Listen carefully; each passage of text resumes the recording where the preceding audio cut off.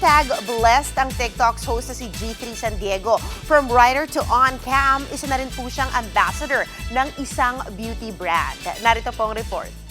People do not understand. Viral, controversial, at full of sense. Yan ang kapatid talk show na kinahuhumalingan ngayon ng bansa, ang TikToks. At sa brand ambassador ng isang beauty brand, ang host na si G3 San Diego, na dumami lalo ang blessings since the show started. 20 years na top writer ng mga teleserye si G3 at now lang siya nag-on-cam, kaya it took a while to adjust. Hindi ka na-expect na yung mga sound bites na mag-viral siya, ganyan. And then sometimes I misinterpret, sometimes, nababash ka, ganyan. And I'm not used to it. But now, I don't care. Now on its third season, tumindi pa lalo ang topics nila kasama ng kanyang co-hosts na sina Pat P. Daza, Alex Calleja, Rufa May Quinto at Corina Sanchez.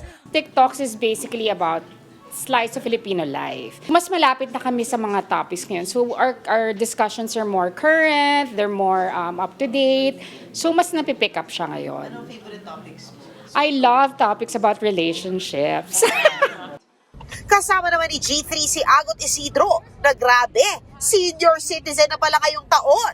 Magsi-60 na this July si Agot. At ang sikreto niya para maging youthful, fast walk.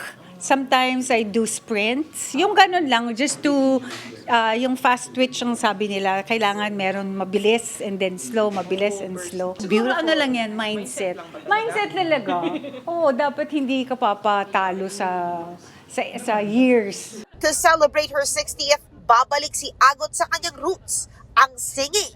Magkakaroon din siya ng 2-day concert this July. Kasama rin nila si Angel Aquino na fresh from her win sa Asian Pop-Up Cinema, kung saan ginawaran siya ng Pinnacle Achievement Award sa Chicago, USA para sa pelikulang April.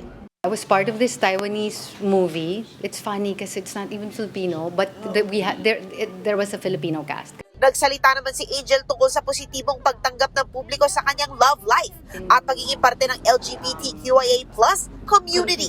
And I feel kasi it's something that people have known for a very long time and we just don't openly talk about it. You know, they've seen me with people I've been with and hindi ko naman siya tinago ever. But I guess, thankfully also, the press people, they have been kind to not pick on that.